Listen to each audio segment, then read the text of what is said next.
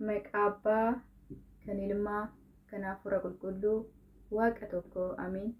በስመ አብ በወልድ በመንፈስ ቅዱስ አሐዱ አምላክ አሜን።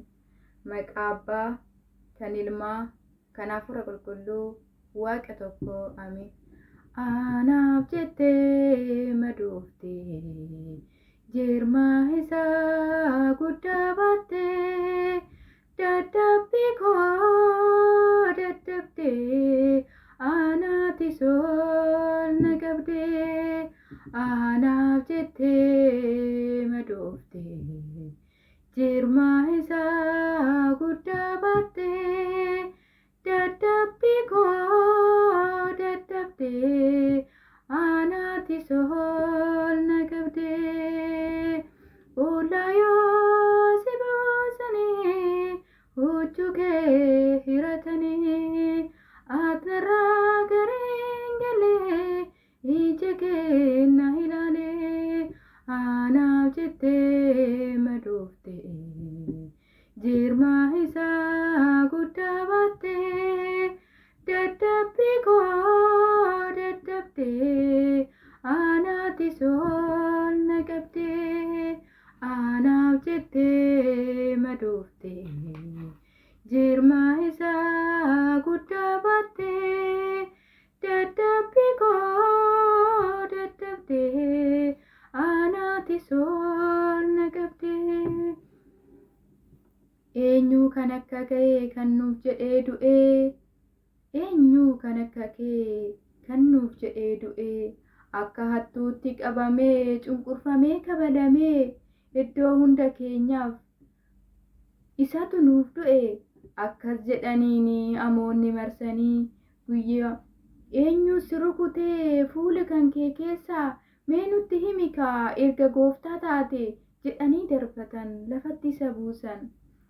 Inni garuu homaa hin jenneeni kana hundumaattu yakka afaan isaanii gonkumaan ilaalle hamma du'a isaattu.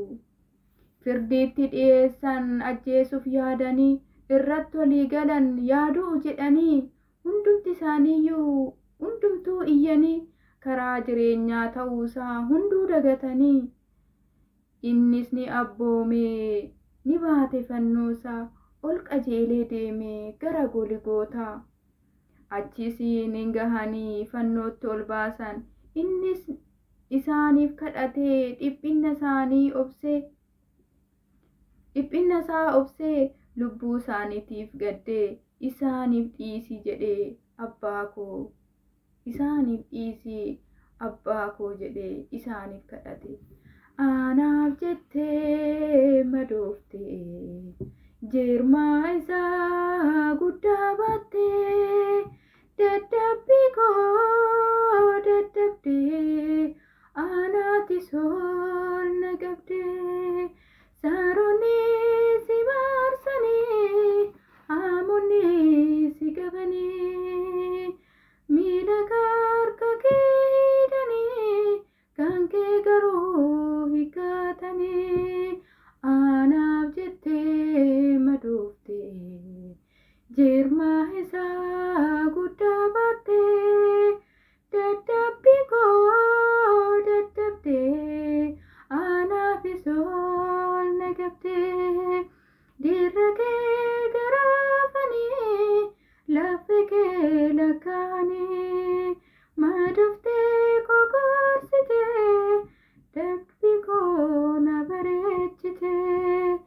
anaaf jettee madooftee jirma isaa guddaa baattee dadhabbii koo dadhabdee anaatis ol na qabdee gonfoo koo uffattee fannoorratti ol baatee raawwatee jettee murteessitee seetanaan irraa hitee anaaf jettee madooftee jirma isaa guddaa baattee dadhabbii koo dadhabdee anaatis ol na qabdee anaaf jettee madooftee dadhabbii girma guddaa isaa baattee dadhabbii koo dadhabdee